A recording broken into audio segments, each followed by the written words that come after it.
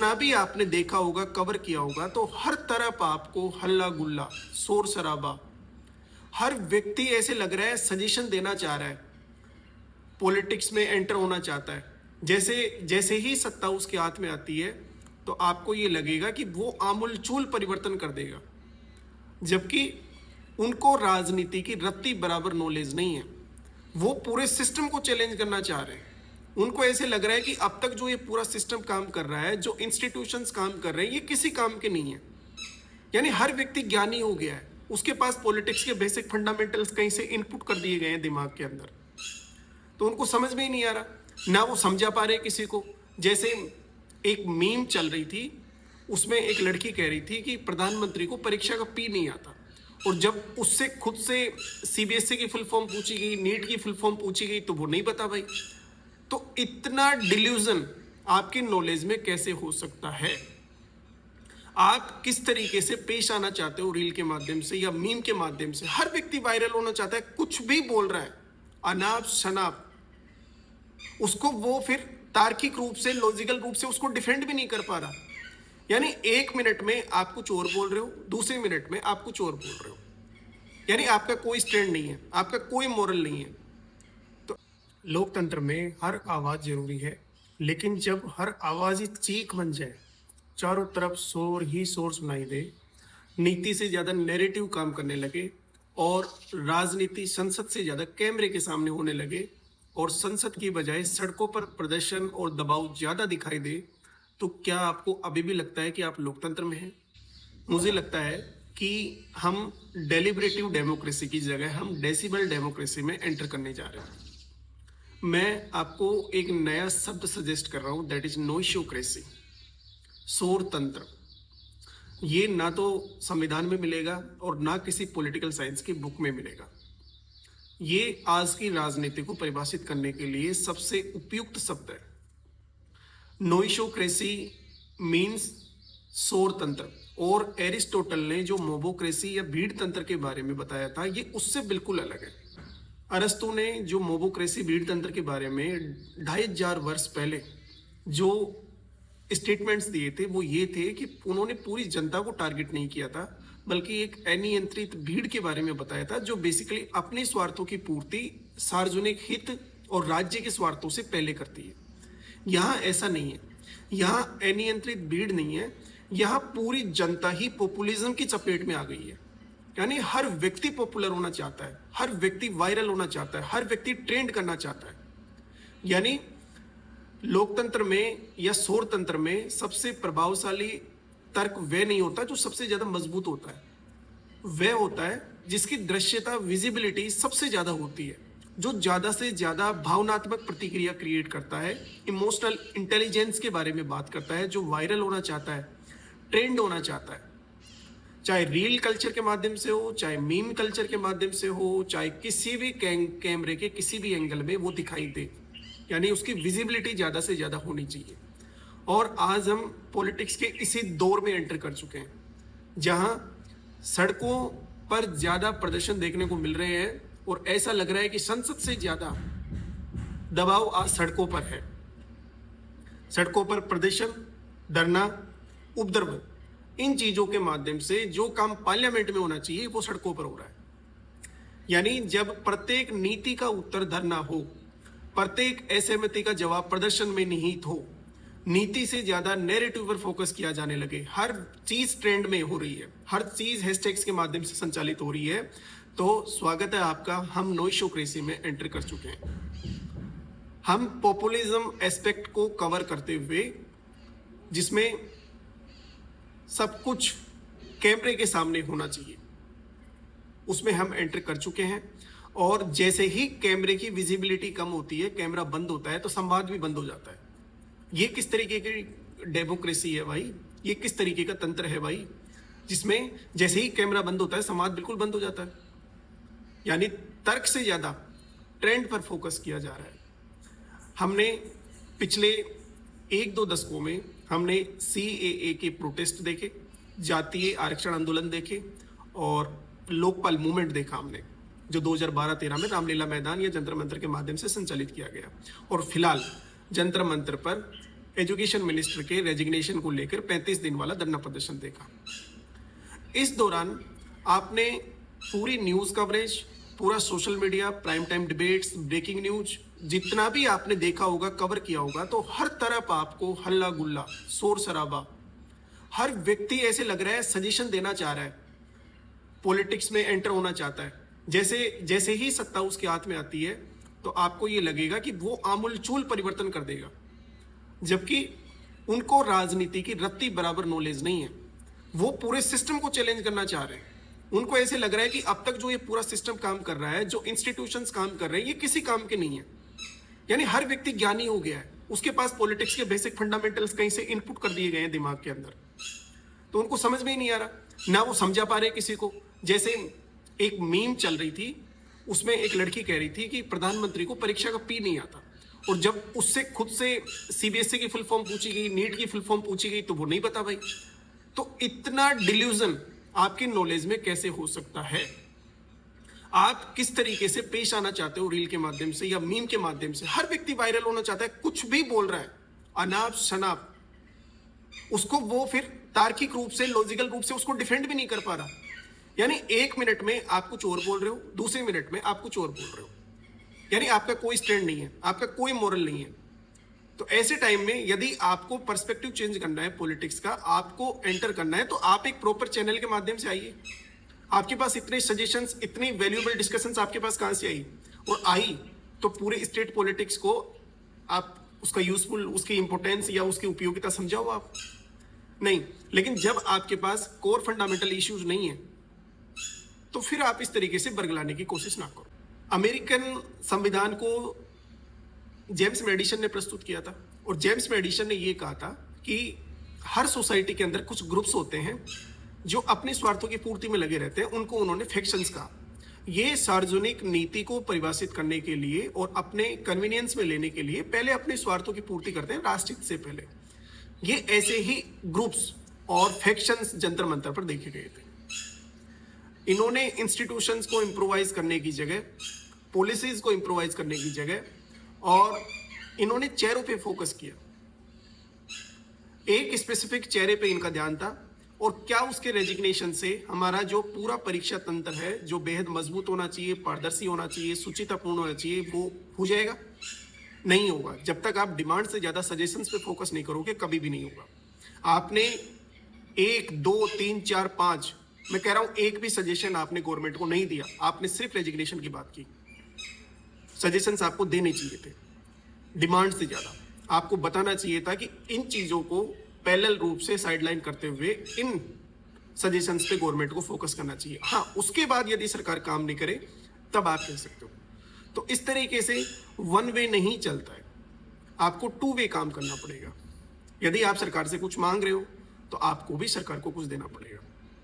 बाकी जो जेनजी ने जो कर दिखाया वो काबिले तारीफ है, होना चाहिए, अकाउंटेबिलिटी होनी चाहिए, रेस्पॉन्सिबिलिटी होनी चाहिए, चाहे गवर्नमेंट हो, कोई ब्यूरोक्रेट हो, चाहे और कोई सोसाइटी में जो भी एनजीओस काम कर रहे हैं, सबकी क्रेडिबिलिटी होनी चाहिए, अकाउंटेबिलिटी होनी चाहिए। लेकिन व्यवस्था को सुधारने के लिए आपने क्या किया? आपने कोई नॉर्म्स बदले, आपने कोई नियम बदले, आपने लोगों के दायित्वों के बारे में बात की? नहीं की।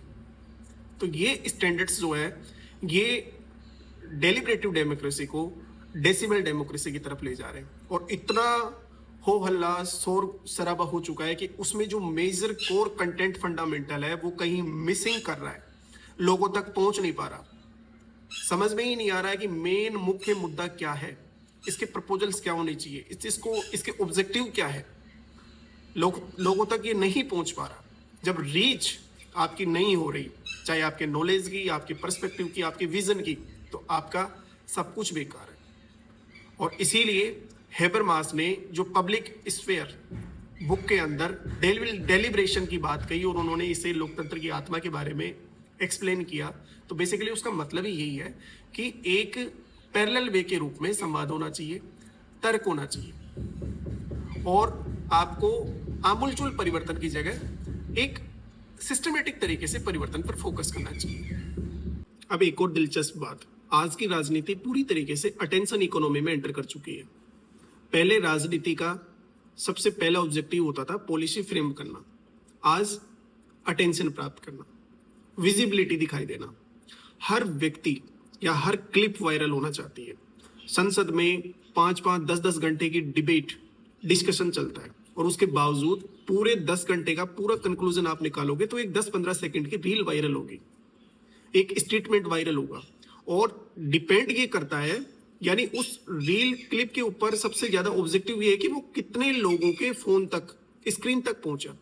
चाहे वो गलत है या सही है वो एक अलग बात है, लेकिन जो 10 घंटे का डिस्कशन है उसको आप 15 सेकंड की रील के अंदर किस तरीके से डिस्क्राइब कर सकते हो आप, ये भी देखा जा रहा है। एक कोई भी हैशटैग है 1 मिनट के अंदर करोड़ों लोगों तक पहुंच जाता है, करोड़ों लोगों की अटेंशन प्राप्त कर लेता है। तो ये भी एक पर्सपेक्टिव है और इसी कारण डेमोक्रेसी और नोइशोक्रेसी के बीच एक धुंधली रेखा नजर आती है। समझ में नहीं आ रहा है कि डेमोक्रेसी कब डेसिबल डेमोक्रेसी ये शोर तंत्र में तब्दील होने लग जाती है। हाल के राजनीतिक प्रदर्शनों को देखें तो प्रदर्शन टीवी डिबेट में भी दिखाई दे रहा है। 10-10 लोग एक साथ टीवी स्टूडियो में चिल्ला रहे हैं। संसद में भी दिखाई देगा, सड़कों पे भी दिखाई देगा, सोशल मीडिया पर भी दिखाई देगा, सामाजिक कार्यकर्ताओं या सोशल एनजीओस में भी दिखाई देगा, कार्यकर्ताओं की मीटिंग में भी दिखाई देगा। तो ऐसे में जब चारों तरफ नोइस ही नोइस होता है तो लोकतंत्र थकने लगता है। और लोकतंत्र जब थकने लगता है इसका मतलब ये हो गया कि अब तर्क से ज्यादा ट्रेंड पे फोकस किया जाने लगा है, नीति से ज्यादा नैरेटिव पे फोकस कर रहे हैं। तो लोकतंत्र को थकने नहीं देना है। हमें नोइशोक्रेसी पर जा रहे हैं, हमें पता है, लेकिन उस पर जाने से पहले हमें लोकतंत्र की विवेचना करते हुए उसके सार्थक पहलू पर मजबूती करते हुए कि क्या हम मेजरली जो कोर इश्यूज है सोसाइटी के उन पे फोकस कर पा रहे हैं या उल जलूल चीजों में हम टाइम वेस्ट कर रहे हैं, लोगों का स्क्रीन टाइम खराब हो रहा है। इस पे ध्यान देने की जरूरत है। हर व्यक्ति राजनेता नहीं बन सकता। हर व्यक्ति के पास ऐसे सजेशंस और प्रिस्क्रिप्शंस भी नहीं होंगी जो इंडियन पॉलिटिक्स के लिए यूजफुल हो। तो फिर आपको नहीं बोलना है। जिन लोगों के पास इनफ नॉलेज है, इनफ फंडामेंटल इश्यूज को रिजोल्व करने की प्रिस्क्रिप्शंस हैं, उन लोगों को हमें आगे बढ़ाना चाहिए। और इसीलिए मैंने ये कहा कि लोकतंत्र थकने लग गया है। इसका मतलब ये हो गया कि जो समाज के मुख्य मुद्दे हैं उन पे सरकार का और स्टेट का ध्यान नहीं जाता। फालतू की चीजों में, उलझुल चीजों में स्टेट कहीं ना कहीं फंस जाता है। इसलिए सबसे बड़ा प्रश्न किसी भी एक आंदोलन का नहीं है, ये पूरे लोकतंत्र का है। यदि चारों तरफ लोकतंत्र में शोर ही शोर बढ़ रहा है तो हमें अपने व्यवहार पर फोकस करना होगा। कहीं हमारे व्यवहार में तो परिवर्तन नहीं आ रहा है। जब लोकतंत्र में तर्क से ज्यादा शोर आपको सुनाई दे, इसका मतलब यह है कि लोकतंत्र खत्म हो गया। इसका मतलब यह है कि लोकतंत्र की गुणवत्ता में कमी आई है। इसलिए लोकतंत्र में धरना, प्रदर्शन, विरोध, ये सब चीजें बिल्कुल लोकतांत्रिक प्रक्रिया का हिस्सा है और आर्टिकल 19 के तहत भारत के सभी नागरिकों को यह अधिकार मिला हुआ है। लेकिन जब प्रत्येक नीति का उत्तर ही विरोध हो या फिर विरोध के माध्यम से आप सारी पॉलिसीज को चेंज करने का मुद्दा रखते हो, तब कहीं ना कहीं लोकतंत्र की गुणवत्ता में गिरावट देखी जाती है। विरोध के माध्यम से ही भारत का पूरा जन आंदोलन चला है, पूरा फ्रीडम मूवमेंट चला है, जेपी आंदोलन संचालित हुआ है और 2012-13 का लोकपाल मूवमेंट संचालित हुआ है सड़कों के माध्यम से। तो सड़कों पर उतरना जरूरी है, लेकिन सड़कों पर उतरने के बाद हमें प्रोटेस्ट किस हिसाब से करनी चाहिए, क्या स्टेटमेंट देने चाहिए, इस पे हमें फोकस करने की जरूरत है। लोकतंत्र में थकान, या जैसे हम निर्वाचित थकान की बात करते थे पहले, लेकिन मैं लोकतांत्रिक थकान की बात कर रहा हूँ। यानी लोग वोट देते देते थक जाते हैं। उनको पता है होना जाना कुछ भी नहीं है। जैसे पहले सरकारें काम कर रही थी वैसे ही सरकारें काम करेगी। तो स्टेट के बेटरमेंट के लिए जब लोगों के दिमाग में ये चीज आ जाती है कि मेरे वोट देने का कोई फायदा नहीं है, तो उसी प्रकार से यदि लोकतांत्रिक थकान की स्टेज तक हम पहुंच गए निर्वाचित थकान से, तो ये मान लेना कि लोकतंत्र की गिरावट शुरू हो चुकी है। तो उस स्टेज तक हमें नहीं जाना है। हमें मोबोक्रेसी, नोइशोक्रेसी, democracy, deliberative democracy, decibel democracy, इन सबके बीच में जो माइनर डिफरेंसेज है, दो धुंधली रेखा है, उसके बारे में हमें पता होना चाहिए। और इसी संदर्भ में डॉक्टर BR अम्बेडकर की कॉन्स्टिट्यूशनल मोरलिटी, संवैधानिक नैतिकता के बारे में आपको नहीं भूलना चाहिए। उन्होंने ये कहा कि संविधान में सभी लोगों को अपने अधिकारों के बारे में पता है और उन्हीं अधिकारों और कर्तव्यों के बारे में काम करते हुए सभी सिटीजन्स को जो संविधान की मूल भावना है, जो जिसका डिस्क्रिप्शन प्रीएम्बल में दिया हुआ है, उसके अनुरूप स्वतंत्रता, समानता, न्याय, भ्रातृत्व, इन सब के बारे में सामाजिक अनुरूपता के अनुसार व्यवहार करना होगा। तब जाके हम एक बेटर सोसाइटी का विकास कर सकते हैं। और इसी संदर्भ में मुझे याद आ रहा है कि एक युवा फ्रेंच मार्क्सिस्ट या कॉलमनिस्ट था, उन्होंने एक किताब लिखी थी, the society of the spectacles, यानी समाज में तमाशे या समाज का तमाशा। और उसके माध्यम से उन्होंने 1970s की सोसाइटी को डिस्क्राइब किया था। वो ही सोसाइटी आज नजर आ रही है।